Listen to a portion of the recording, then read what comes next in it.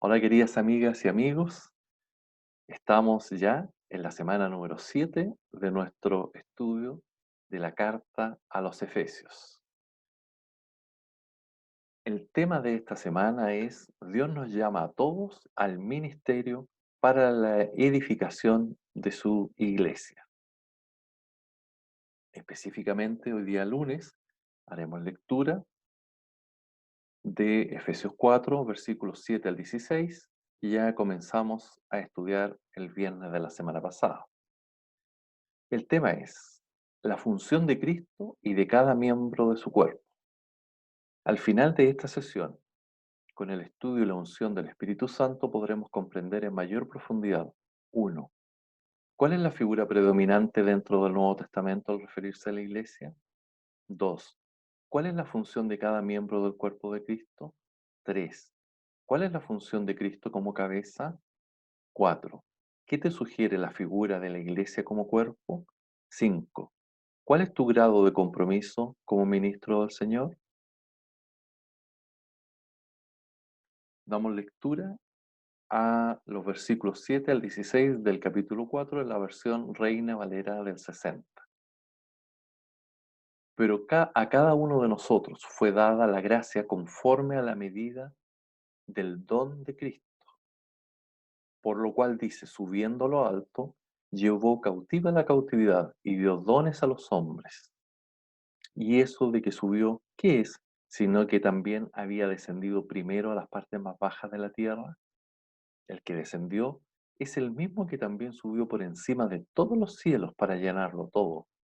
Y el mismo constituyó a unos apóstoles, a otros profetas, a otros evangelistas, a otros pastores y maestros, a fin de perfeccionar a los santos para la obra del ministerio, para la edificación del cuerpo de Cristo, hasta que todos lleguemos a la unidad de la fe y del conocimiento del Hijo de Dios, a un varón perfecto, a la medida de la estatura de la plenitud de Cristo, para que ya no seamos niños fluctuantes, llevados por doquiera de todo viento de doctrina, por estratagema de hombres, que para engañar emplean con astucia las artimañas del error, sino que siguiendo la verdad en amor, crezcamos en todo aquel que es la cabeza, esto es Cristo, de quien todo el cuerpo bien concertado y unido entre sí por todas las coyunturas que se ayudan mutuamente, según la actividad propia de cada miembro, recibe su crecimiento para ir edificándose en amor. Efesios 4, versículos 7 al 16, es el pasaje más importante y claro de todo el Nuevo Testamento, que describe el método y la estrategia de Dios para la edificación de la iglesia. La pregunta de fondo es, ¿cómo se edifica la iglesia según el plan y la estrategia de Dios? Aquí se presenta a la iglesia como un cuerpo. Esa es la metáfora o la comparación que predomina en todo el pasaje. Las palabras que siguen deben interpretarse dentro de este contexto. Subráyala en tu Biblia. Leemos el versículo 12. A fin de perfeccionar a los santos para la obra del ministerio, para la edificación del cuerpo de Cristo. Aparece entonces la palabra cuerpo de Cristo. Versículos 15. Sino que siguiendo la verdad en amor, crezcamos en todo aquel que es la cabeza, esto es Cristo. Versículo 16. De quien todo el cuerpo, bien concertado y unido entre sí por todas las coyunturas que se ayudan mutuamente, según la actividad propia de cada miembro, recibe su crecimiento para ir edificándose en amor. Entonces, las palabras que siguen deben interpretarse dentro de este contexto: cabeza, coyuntura, miembro y crecimiento. También está presente la figura de la iglesia como edificio. Las palabras edificación y edificar se usan en los versículos 12 y 16. Pablo va entrelazando estas dos metáforas, cuerpo y edificio. Observemos la expresión del versículo 12, la edificación del cuerpo. Está indicando el uso combinado de las dos figuras. La iglesia es el cuerpo de Cristo. En un cuerpo existe vida, unidad, orden, coordinación. Todos los miembros de un cuerpo están unidos y bien concertados entre sí por medio de las coyunturas y funcionan según su habilidad específica en favor de todo el cuerpo. La función de todos los miembros del cuerpo de Cristo. Cada miembro es importante y tiene una función específica dentro del cuerpo. Ver 1 Corintios 12, versículos 18 al 22. Cada miembro recibe un don o gracia para el desempeño de su función, pero cada uno de nosotros fue dada la gracia conforme a la medida del don de Cristo. Podemos encontrarlo en el versículo 7. Cada miembro tiene un ministerio, es un obrero, un ministro del Señor. Por eso dice en el versículo 12, a fin de perfeccionar a los santos para la obra del ministerio. La palabra ministerio que aparece aquí en el griego es diaconía y significa servicio. De acuerdo con la enseñanza general del Nuevo Testamento, cada miembro del cuerpo de Cristo es un ministro, un sacerdote. Apocalipsis 1, versículos 5 al 6 y 1 de Pedro 2:9. En la iglesia de Cristo no existen dos clases de miembros, por ejemplo, clérigos y laicos. Cada creyente es un siervo de Dios, un obrero, un ministro, un sacerdote. Cada miembro debe ser perfeccionado, capacitado para cumplir con su ministerio eficazmente. Perfeccionar a los santos para la obra del ministerio. Versículo 12. Cada miembro debe estar unido al cuerpo a través de una coyuntura definida para poder funcionar. El crecimiento del cuerpo se realiza mediante la actividad propia de cada miembro. Versículo 16. Las funciones de Cristo como cabeza del cuerpo. Primera función, gobernar. El Cristo glorificado es la cabeza de la iglesia. La función de la cabeza es gobernar el cuerpo en su conjunto y a cada uno de sus miembros en particular.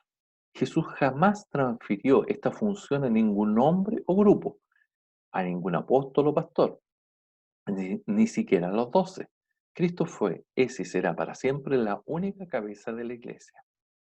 La responsabilidad de los principales ministerios de la iglesia es recibir la dirección de Cristo y guiar a la hermandad según la voluntad del Señor.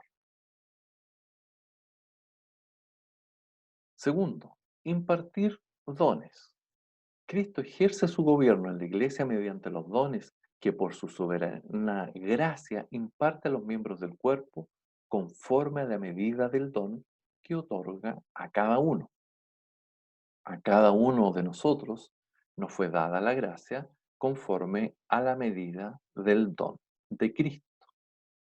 Gracia y don son palabras muy relacionadas entre sí.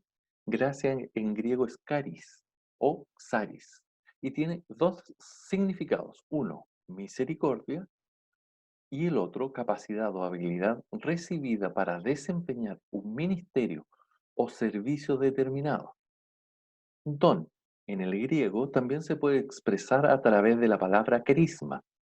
Este don o carisma no se recibe por méritos o por un deseo propio, sino que depende de la gracia y voluntad de Dios.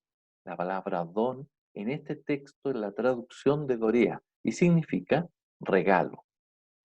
No todos reciben la misma medida de gracia, pero todos reciben alguna medida de gracia para hacer la obra de Dios.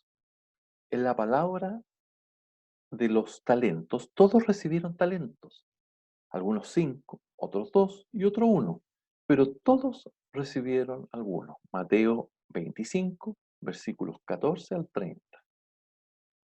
Los versículos 8 al 10 declaran que aquel que subió es el mismo que dio dones a los hombres. Pablo utiliza el texto de Salmos 68:18 para reafirmar que el que subió, el Cristo glorificado a la diestra del Padre, es el dador de los dones.